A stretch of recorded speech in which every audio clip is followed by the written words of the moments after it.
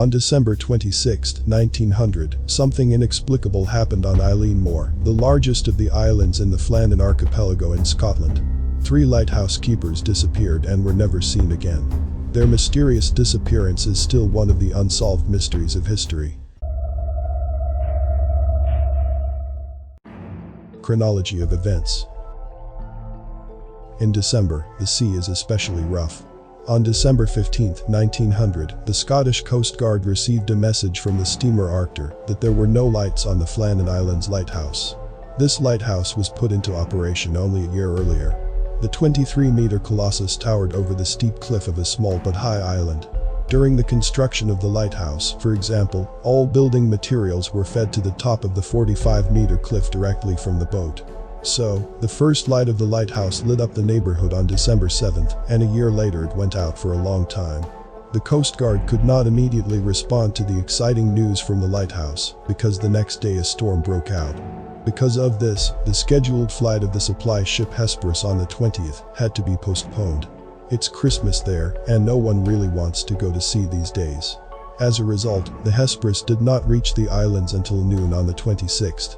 But the ship's crew and Joseph Moore were not met there. At first, the chief caretaker went to the island alone. The entrance gate to the complex was closed, as was the door to the lighthouse itself. The beds were not made, and the wind-up clock had long since stopped. None of the 3 caretakers who had been left behind were on the island, although the lights of the lighthouse itself had been cleaned and refilled. No signs of leading to the cause of the disappearances has not been found. Moore and the 3 sailors remained on the island to continue their search for evidence. Of particular interest were the entries in the logbook, which seemed very strange to the chief caretaker and criminologists. In them, the first assistant indicated that from December 12 to 14, a terrible storm raged in the area of the islands, which subsided only on December 15, according to preliminary data, on the day of the disappearance of the caretakers. But the most mysterious thing is that the Coast Guard did not record the storm in these days. It began only on December 16th. No items of clothing or body parts were found on the island or in the rocks around its perimeter. Moore, as the only remaining caretaker, was stuck on watch for a month. It was replaced only in January 1901. After such a tedious watch, he refused to return to the islands. He said that by the end of January, the island was enveloped in an oppressive atmosphere, and he began to hear voices himself. However, this may be caused rather by overwork. After all, Moore had to work for 3 people. The findings of the investigation. The official investigation came to the most obvious conclusion. All 3 caretakers were washed into the ocean by a squall. A detailed picture of the tragedy could not be established, and therefore for many such a banal explanation was not enough. The father of the Bermuda Triangle myth, Vincent Gaddis, saw a sinister meaning in the logbook entries.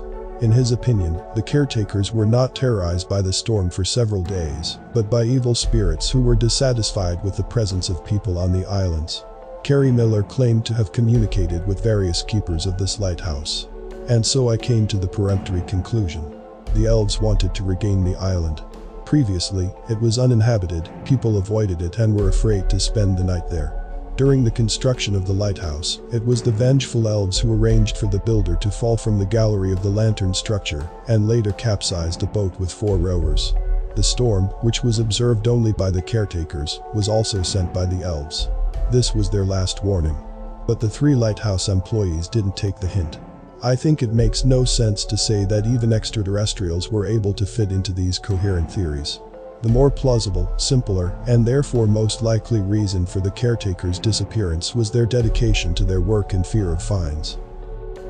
Naturalist and historian John Love in 2015 published a book, The History of Lighthouses, where he also spoke about the mysterious case of the keepers from the Flannan Isles.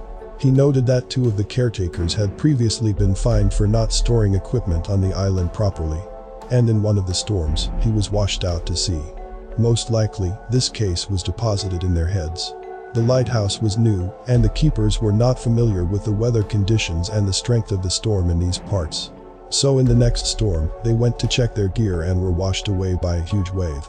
Looking at modern photos of the island, you can roughly imagine how big this wave must have been. Since one of the caretakers had to be constantly on watch, 2 people went to check the equipment. But when his colleagues didn't return, Donald MacArthur became agitated and went looking for them. Or, on the contrary, he saw the approach of a huge wave from the lighthouse and rushed to warn his colleagues. But not in time.